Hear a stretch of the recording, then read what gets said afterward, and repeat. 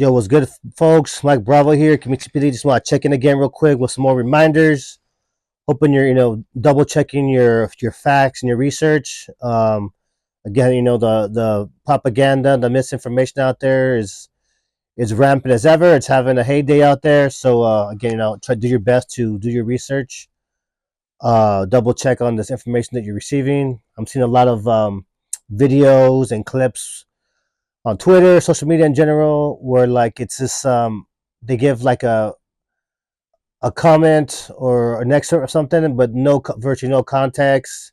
And again, too, if you don't know too much about how the city works or how policies work and things like that, it's it leads to come to some really drastic and exaggerated conclusions. Again, there's no conspiracies needed when you kind of understand the basics of capitalism, culture, right? Linear, hierarchical, Western culture, and a lot of the power dynamics in terms of politics in Los Angeles, and I guess just in general. I think what you should keep an eye on is the laws they're going to try to start passing during this time under the guise of helping, the fire victims. And again, too, just as a quick note, and I'll go more into it later, but the fire victims, they're not a monolith, right? There's it's predominantly affluent people who lost their homes and have a lot of resources, and there's another contingent that has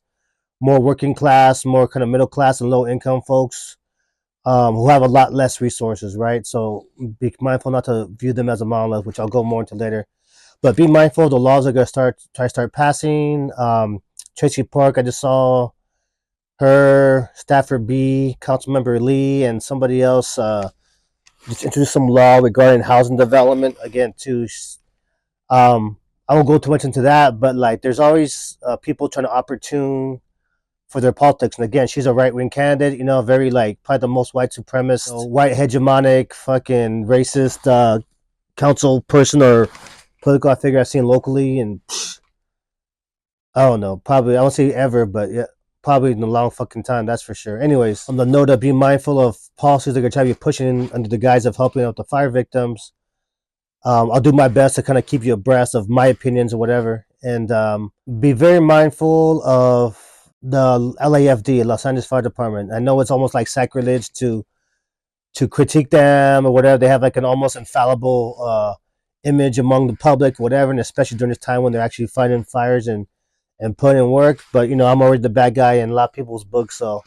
I'll continue just to play that role. But again, like I mentioned in the previous video, LAFD predominantly in the collective, they're a right wing outfit, very MAGA.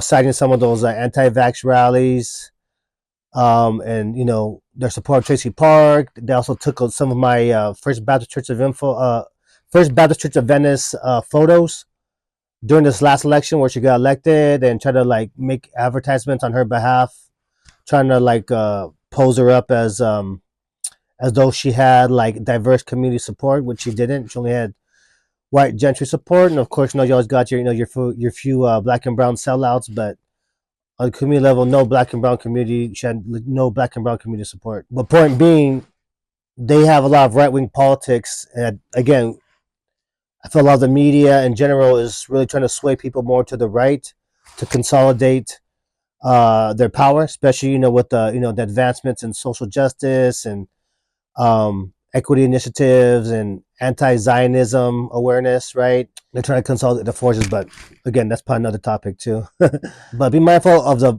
policies and people they're going to try to elevate and push. Again, right? Let's respect them and support them in their capacities as people fighting fires and firefighting and taking care of the people. But that's it. Once they start getting into like political rhetoric and political commentary, that's when you need to like be super skeptical about what they're saying. And this goes back to the concept of, I tell people too, just because people might have a righteous occupation or be part of a righteous initiative, it doesn't mean everyone in that initiative or in that occupation is righteous. But with that, just be mindful of what any political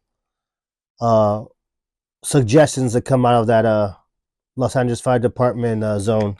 And I was also going to recommend, on the note of being mindful of the disinformation and the laws people are going to be passing, what I found to be helpful is writing like a personal manifesto, right? Kind of like a mission statement for yourself, I guess. 'Cause, it's probably the same thing. You could just Google, like, how to write my manifesto, right? Basically, collecting what your values are. Really, kind of stop and consider, what your values are, what your principles are. So when these laws come up, like, what am I about? What are my values, right? And is this law, what is this? There's what the law and the words say with their words, and there's what they mean by it. Again, there's language and the messaging, right? And they both convey different things. But again, I don't know, because you're already doing your research, you're doing your best to do research what people are talking about to check your facts, right? When laws come up, you can you can refer to your mission statement or your personal manifesto about your values and what you want for yourself and your family and the world or whatever, and then juxtapose to that, so it gives you at least uh, a guiding base, right? Because again, too, if you're not rooted in something, you're gonna be swayed to anything, and I see that happen a lot with people, especially in this last election. But not to go too much on that, but just kind of again trying to not just bring awareness, but try to give you like some easy workable solutions to help remedy some of these areas we might be deficient in as far as staying abreast of what's going on, because they're making moves. There's always a prey and a predator dynamic in life, no matter what, politics, economics, life, spiritual, energy, or whatever. There's always a prey and a predator dynamic, and we can only do our best to do right by people and protect ourselves from people who are trying to prey on us, right? Predators who are trying to prey on us. So again, especially in politics and this capitalist Wasichu Western government, there's no shortage of people trying to come up and be greedy and all that, right? So the next note I wanted to bring up was okay, on the note of not being mindful of not viewing the fire victims as a monolith, right? Meaning they're not interchangeable. There's a very different demographics, right? The majority of them, from what I've done from my research, again, I try to research the best I can. They're all very, very affluent areas. Malibu Palisades. Um, Again, too, byproducts of redlining. If you don't know what that is, look that up, because redlining doesn't exist anymore technically. We're still living with the effects of that redlining culture, right? And so a lot of them make a lot of money, right? A lot of very rich people, but then there's a contingent. I estimated from the research I've done 15, about 15% roughly of the people are more kind of working class, old school, low income or middle class folks, right? Versus a lot of people who are like, the millionaire class, the $300 per year class or whatever, the affluent class, right? So there's people who have different needs. So when we think about help being diverted to the fire victims, again, I'm sure everybody needs help and whatever, but you have to remember there's a portion of the fire victims who have a lot more necessities and need for support than um, other demographics of the fire victims, right? Again, maybe later I'll try to figure out how to we can differentiate or distinguish. But again, too, this is all in the spirit of like making sure that, again, there's always greedy people, whatever. So making sure that the resources go to where they need to go in the best possible way, in the most effective way, right? So just as a quick note of that, not to view fire victims as a monolith.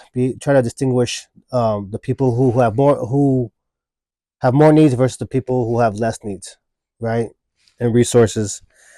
The last thing I'll mention too is be mindful of the narratives, right? Because we already know that most narratives are very like Anglo-centric, right? Very white-centric media stories, whatever, and along with the white-centric or American-centric, a lot of times, and I've noticed this here in Venice a lot, or whatever. A lot of times, there's a very black and white narrative, right? So the black narrative is marginalized in favor of the white narrative, right? But um, there's black communities like Altadena who get marginalized in the greater white Anglo-centric media, and we need to highlight them as much as possible. Again, bring that balance, bring that equity, right? But also on that same note too, a lot of times in that positive effort to bring more equity to our African relatives, our black relatives, the Chicano community, the brown native community is pushed to the side and written on the narrative as well. So as we're lifting up our black relatives, make sure and try to advocate also for the Chicano, Mexican, native narratives and communities that exist in these places as well. And it's important that all foundational communities, everyone, but of course, especially, you know, Chicanos and Mexicans who've been here since time immemorial and make up the majority, the visibility is pretty crazy. But again, just make sure everyone's visible. And again, shout out to the incarcerated firefighters who do a lot the bulk of the work out there and don't get no credit. Again, it's all about making the bringing the marginalized into the circle, highlighting and making visible the narratives and the people who are made invisible by this dominant society and the dominant media, right? So that's all I have for the moment. We'll follow up later. Peace.